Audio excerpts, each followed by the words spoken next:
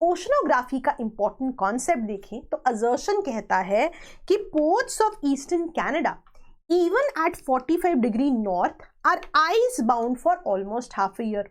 और इसका रीजन दिया जा रहा है कि वाटर जो आर्कटिक से आ रहा है as cold current such as Labrador current, उससे सरफेस वाटर टेम्परेचर रिड्यूस होता है। तो यहां पे करेक्ट ऑप्शन क्या होगा, मैं आपको इमेज से समझाऊंगी, एकदम से आप समझ जाएंगे। यहां पे करेक्ट ऑप्शन होगा ए। दोनों ही स्टेटमेंट्स करेक्ट है and R is the correct explanation of A. Image से देखते हैं, एकदम से आप समझ जाएंगे। अब यहां पे हम कोल्ड करंट की बात कर रहे हैं, आर्कटिक से पानी आ रहा है, लैब्राडोर करंट, तो वही वो बताने की कोशिश कर रहे हैं कि आर्कटिक से जो cold water, cold current, Labrador current आ रही है, उसी से जो है सरफेस वाटर टेम्परेचर रिड्यूस हो जाता है, जिसकी वजह से ये स्पेसिफिक पोर्ट्स आइस बाउंड रहते हैं for almost half a year. तो जैसे ही आपने इमेज देखी, कॉन्सेप्ट तो समझ में आ गया। आंसर का चाहे, एक्सप्लेनेशन का चाहे, आप स्क्रीनशॉट भी ले सकते हैं। चलिए आगे बढ़ते हैं। सेकंड क्वेश्चन एक सीडीएस पीवाईक्यू है। यहां मैं आपको कॉन्सेप्ट एक क्विक बताना चाहती हूं, पर पहले ये सवाल देख लेते हैं। Which of the following ports is located on an estuary. तो याद कर लीजिए, यहां पर मरमा गांव का रेफरेंस है। अच्छा, होता क्या है, जब भी हम कोस्ट की बात करते हैं ना, हम ईस्टर्न कोस्ट की बात करते हैं, है ना, और हम वेस्टर्न कोस्ट की बात करते हैं। तो याद रखिएगा, ईस्टर्न कोस्ट जो है एमर्जेंट कोस्ट कहलाता है। एमर्जेंट कोस्ट या कोस्ट ऑफ एमर्जेंस भी इसे कहते हैं, है ना। और याद रखिएगा, मान लीजिए भूल जाए, E for eastern, E for emergent. वहीं वेस्टर्न कोस्ट को जो है आप सबमर्जेंट कोस्ट कहते हैं या कोस्ट ऑफ सबमर्जेंस भी कह सकते हैं। देखिए, ईस्टर्न कोस्ट पे आप देखेंगे कॉन्टिनेंटल शेल्फ ना एक्सटेंडेड होती है। एक्सटेंडेड क्यों होती है, क्योंकि आप देखेंगे मेजॉरिटी नदियां जो है इसी तरफ आकर गिरती हैं, अपने साथ सामान बहुत सारा लेकर आती हैं, सेडिमेंटेशन, सिल्ट, तो जो वो डिपॉजिट करती रहती हैं, उससे कॉन्टिनेंटल शेल्फ एक्सटेंड हो जाती है। और यहां पर आप देखेंगे रिवर्स जहां गिर रही हैं, राइट, जहां पर finally they fall into the water body, है ना, water body for example bay of Bengal, वहां पर हम देखेंगे डेल्टा की फॉर्मेशन होती है। तो आप देखेंगे ईस्टर्न कोस्ट एमर्जेंट कोस्ट कहलाता है, यहां पे बहुत डेल्टा बनेंगे। वहीं वेस्टर्न कोस्ट की बात करें तो हम सबमर्जेंस कोस्ट की बात करते हैं, है ना, कोस्ट ऑफ सबमर्जेंस कह रहे हैं। तो यहां पे आप देखेंगे कॉन्टिनेंटल शेल्फ बहुत ज्यादा एक्सटेंडेड तो नहीं है। तो जहां पर भी एक्सटेंडेड नहीं है कॉन्टिनेंटल शेल्फ, आप देखेंगे सबमर्जेंस है, वो कंडीशंस आइडियल मानी जाती हैं फॉर एस्चुअरी।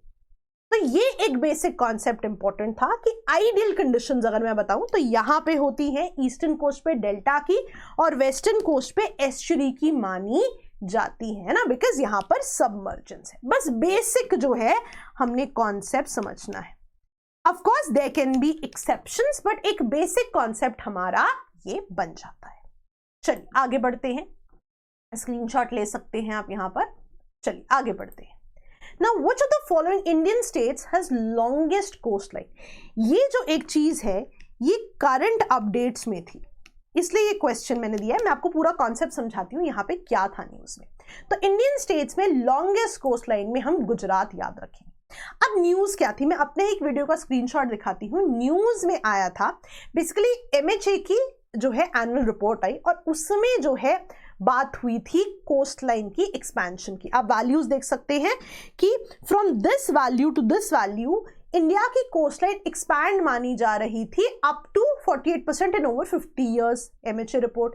अब हुआ क्या यहाँ पे, है ना, मैं आपको वैल्यूज भी दिखाती हूँ। अगर हम कोस्ट की बात करें तो बता रहे थे 1970 डेटा में पिछली वैल्यू एंड रीवेरीफाई की गई जब length of the coast line value ज्यादा मानी गई। ये क्या बात हो रही है, तो मैंने आपको MHA की रिपोर्ट दिखाती हूँ। वहां पे उन्होंने बोला India has a coast line, पुरानी ही वैल्यू बता रहे हैं, और जो ये नई वैल्यू है ना 11,000 वाली, आप देखिए नई वैल्यू जो है 11,000 वाली रिपोर्ट में लिखा हुआ था it is still under review. तो ये भी बात आप याद रखेंगे कि अभी ये वैल्यू अंडर रिव्यू है। अब ये चेंजेस क्यों आए, बिकॉज कैलकुलेशन का तरीके में जो है अपडेट हो गया है ना। मैं आपको दिखाती भी हूं कि कैलकुलेशन की मेथडोलॉजी अपडेट हुई है as per parameters established by National Maritime Security Coordinator. अब वो बता रहे हैं, मान लीजिए आपकी कोस्ट लाइन है ना, मान लीजिए कोस्ट लाइन है। अब वो कह रहे हैं पहले स्ट्रेट लाइन डिस्टेंस मेजरमेंट्स होते थे, अब जो है जो ये नई मेथडोलॉजी है इसमें बेस एस्चुरी सबको जो है कंसिडरेशन में लिया गया है। अब जो है ज्यादा प्रिसाइज रिप्रेजेंटेशन है ऑफ द कोस्ट लाइन। पहले क्या था कि उस समय जो टेक्निक्स अवेलेबल थी उसके हिसाब से कैलकुलेशन हो गई, पर जैसा मैंने कहा वैल्यू अंडर रिव्यू है।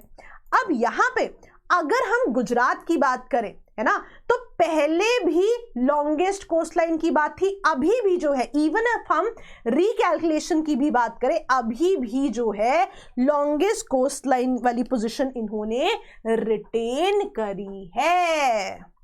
तो ये क्विक पॉइंटर्स थे, जरूर इनको याद रखें और इसका आप स्क्रीनशॉट भी ले सकते हैं। चलिए अगला सवाल देखते हैं, ये भी PYQ है। अब देखिए यहां पे दोआब, चार, मैदान, तराई, इनको आपको जो है मैच द फॉलोइंग के रेफरेंस से देखना है, ठीक है। तो यहां पर कुछ सेकंड के लिए पॉज कीजिए, सोचिए आपको कौन से पॉइंट्स आते हैं। कई बार ना एक दो पॉइंट से भी आंसर आता है, तो मैं आपको बेसिक समझाती हूं। यहां पे देखिए, जब भी हम चार्स का रेफरेंस ले रहे हैं, आपने रिवराइन आइलैंड सुने होंगे, ब्रह्मपुत्रा से एसोसिएटेड रिवराइन आइलैंड्स, तो उनको लोकली चार कहा जाता है, राइट।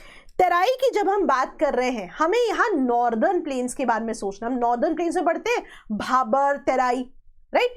वहीं दोआब की जब हम बात कर रहे हैं, आप देख भी सकते हैं लैंड बिटवीन टू रिवर्स, है ना, ड्रेनेज सिस्टम में इसको पढ़ा जाता है।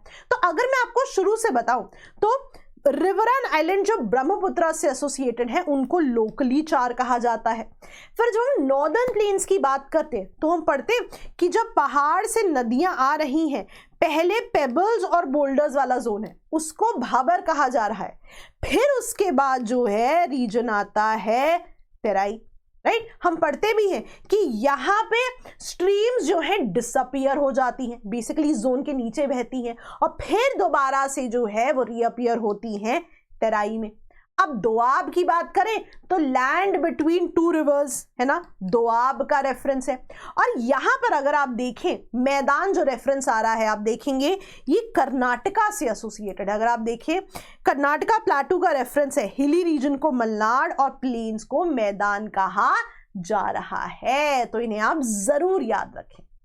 नेक्स्ट क्वेश्चन अगर हम देखें, अगेन ये सीरीज का क्वेश्चन है, यहां पे अगर हम देखें which of the following mountains separate Black Sea and Caspian Sea, तो यहां पे आपका करेक्ट ऑप्शन बनता है ऑप्शन बी। याद रखिएगा इन्हें, बहुत क्विक पॉइंटर्स है, एग्जाम बहुत नजदीक है, ये पॉइंटर्स बहुत मदद करेंगे। मैं आपको दिखाती भी हूं, ब्लैक सी, कैस्पियन सी और देखिए माउंटेन रेंज का यहां पर रेफरेंस। तो ऐसे बहुत से एग्जाम्स में पूछे हुए क्वेश्चंस आपसे डिस्कस करेंगे, क्विक पॉइंटर्स सीखेंगे, आपके साथ पढ़ाई करेंगे। और रैपिड रिवीजन लॉन्च हो चुका है, बहुत ही होलिस्टिक कोर्स होने वाला है, बहुत से रैंक होल्डर्स इसकी बात करते हैं, जरूर इसकी जानकारी लें। Thank you so much all of you.